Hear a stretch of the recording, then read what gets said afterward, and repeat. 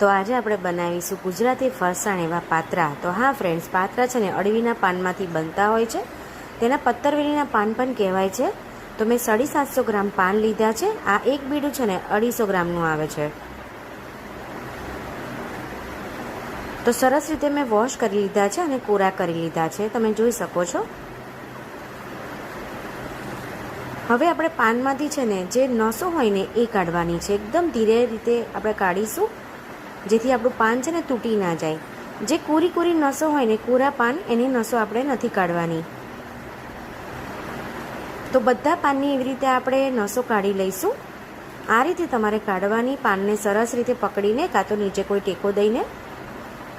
તો જો તમને પાન આ જે પાત્રા બનાવવાની માથાકૂટ લાગતી હોય ને, તો આ રેસીપી એન્ડ સુધી જરૂરથી જોજો. હું તમને ટ્રિક્સ પણ બતાવીશ. જો તમને નીચે ના મૂકીને ફાવતું હોય તો આપણે નીચે આવી રીતે થાળી રાખીશું. તમે થાળી ઉપર પણ આવી રીતે નસો કાઢી શકો છો.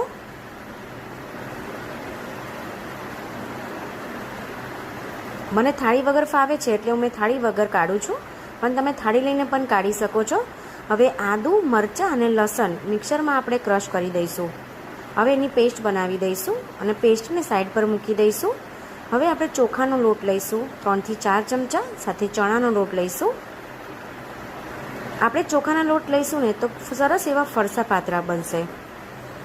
મીઠું એડ કરીશું, હલ્દી પાવડર એડ કરીશું, સાથે ધાણા જીરું એડ કરવાનું છે, ગરમ મસાલો એડ કરવાનો છે અને અજમો એડ કરીશું, સાથે હિંગ એડ કરીશું, સાથે આદું, મરચાં અને લસણની પેસ્ટ એડ કરવાની છે. સાથે હું અડધું લીંબુ પણ એડ કરીશ અને સુગર એડ કરીશું. આમાં ગરપણ અને ખટાશ આગળ પડતું હોય ને તો બહુ ફાઇન લાગે છે. પાણી એડ કરી થોડું થોડું આપણે આવી રીતે મિક્સ કરવાનું છે અને બહુ પતલું ના થઈ જાય બેટર, એ વાતનું આપણે ખાસ ધ્યાન રાખવાનું છે. આપણે આવી રીતે બેટર રાખવાનું છે, તમે જોઈ શકો છો. હવે પાણીને આપણે ગરમ કરવા મૂકી દઈશું, ઓઇલ લગાવી દઈશું. પાણી ગરમ થાય ત્યાં સુધી આપણે પાત્રા ચોપડી દઈશું. તો ઓઇલ એડ કરીશું. તો બેટરમાં ઓઇલ એડ કરવાથી સરસ એવું શાઇનિંગવાળું આવી જાય છે. હવે નાના મોટા બધા પાન આપણે અલગ કરી દેવાના છે, જેથી આપણે જ્યારે ચોપડીએ ત્યારે આપણે એકદમ સહેલું થાય.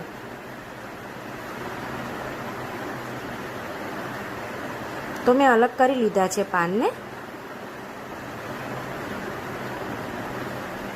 હવે જે મોટું પાન છે ને એ લઈશું. એની રીતે આવી રીતે આપણે એને જે બેટર બનાવ્યું ને એ લગાવી દેવાનું છે. હવે આ જ પાત્રા વાળવાની ખૂબી છે ફ્રેન્ડ્સ. આ રીતે તમે રોલ કરશો ને તો બિલકુલ નહીં ખુલે અને બહુ સરસ થશે. આવી રીતે આપણે રિવર્સ કરવાનું છે પાનને અને જે નસો કાઢીને બસ એવી એમાં જ બેટર લગાવવાનું. જે ગ્રીન હોય પાર્ટ્સ એ નીચે આવવાનો. ફરી આવી રીતે રિવર્સમાં આપણે કરી દઈશું.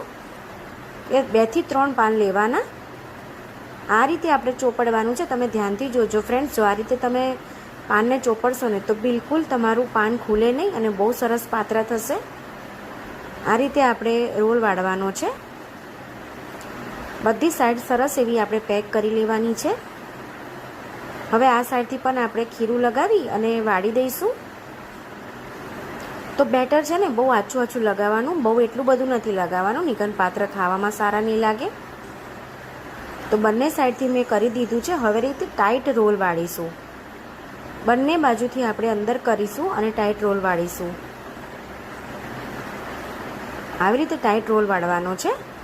નીચેના પાર્ટ્સમાં પણ આપણે આવી રીતે બેટર લગાવી દઈશું અને ટાઈટ કરી દઈશું. તો છે ને ફ્રેન્ડ્સ, પાત્રા વાળવાની એકદમ સહેલી રીત. આ રીતે તમે જરૂરથી કરજો, તો તમારું પાન બિલકુલ નહીં ખુલે અને બહુ સરસ થશે. તમે જોઈ શકો છો બધી બાજુથી સરસ એવું પેક થઈ ગયું છે.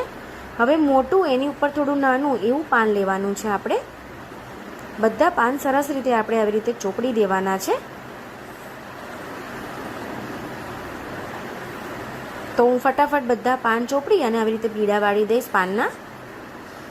આ પોતાના પાનનો ટેસ્ટ નથી હોતો, પણ ટેસ્ટ આપણે આપવાનો છે. બસ આ રીતે મસાલા કરીશું અને આ રીતે વાળીશું ને તે ખૂબ જ સરસ થશે. તો બધા પાન મેં વાળી લીધા છે. તમે જોઈ શકો છો એકદમ સરસ એવા ટાઈટ રોલ પણ થઈ ગયા છે. હવે પાણી પણ આપણું ગરમ થઈ ગયું છે. તેલ લગાવી લીધું છે એટલે આપણે પાત્રા ચોંટશે પણ નહીં. આવી રીતે આપણે સરસ ગોઠવીને મૂકી દઈશું. તો અમે જે લીધા છે ને એ બધા જ આવી જશે.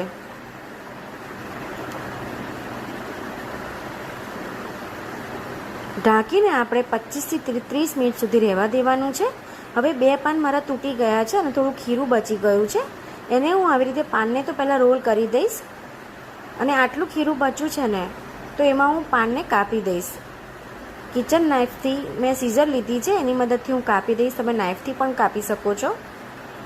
તો તમે આ રીતે કરશો ને તો પણ તમારે રોલ ના વાળવો હોય ને તો આ પણ એકદમ સહેલી રીત છે. તો મેં તમને 2 રીત બતાવી ફ્રેન્ડ્સ, એક રોલ વાળવાની અને એક આ રીત. તમે આ રીતે કરશો ને તો પણ ટેસ્ટ એવો જ આવશે. હવે નાની થાળી છે ને મારી સાથે, એમાં હું આ બેટરને એડ કરી દઈશ. ફેલાવી લઈશું ચમચીની હેલ્પથી.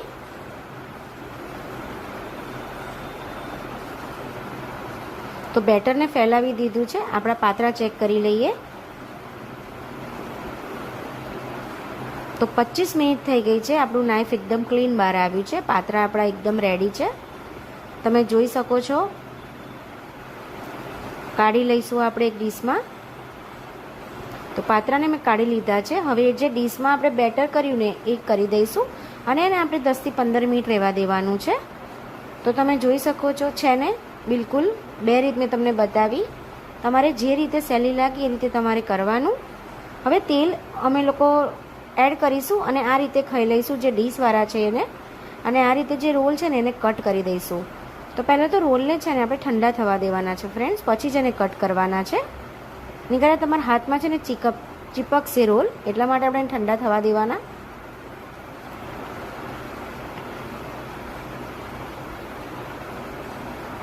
તો બિલકુલ ખુલ્યા નથી આપણા, એકદમ સરસ એવા ટાઈટ રોલ વાળેલા હતા. મેં તમને રોલ બનાવવાની ટ્રિક્સ અને ટિપ્સ બંને બતાવી. ફટાફટ એવા કપાઈ પણ જાય છે, તમે જોઈ શકો છો. આપણા રોલ બિલકુલ ખુલ્યા નથી. બધા છૂટા કરી લઈશું એક એક કરીને.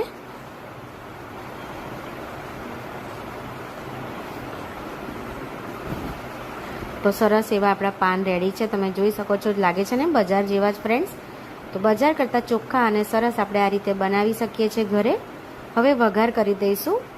તો રાઈ, જીરું, તલ હું એડ કરીશ મસાલામાં અને થોડીક વાર 5 મિનિટ સુધી પાત્રાને રાખીશ. તમે જોઈ શકો છો. ડીશમાં કાઢી લઈશું, સર્વ કરી દઈશું. ધાણા એડ કરીશું ઉપરથી. તમે જોઈ શકો છો કેટલા સરસ આપણા પાન લાગે છે ને બજાર જેવા ફ્રેન્ડ્સ. તો આ રીતે તમે જરૂરથી કરજો, બિલકુલ તમને વાર પણ નહીં લાગે અને આ રીતે કરશો તો ખાવામાં પણ મજા આવશે.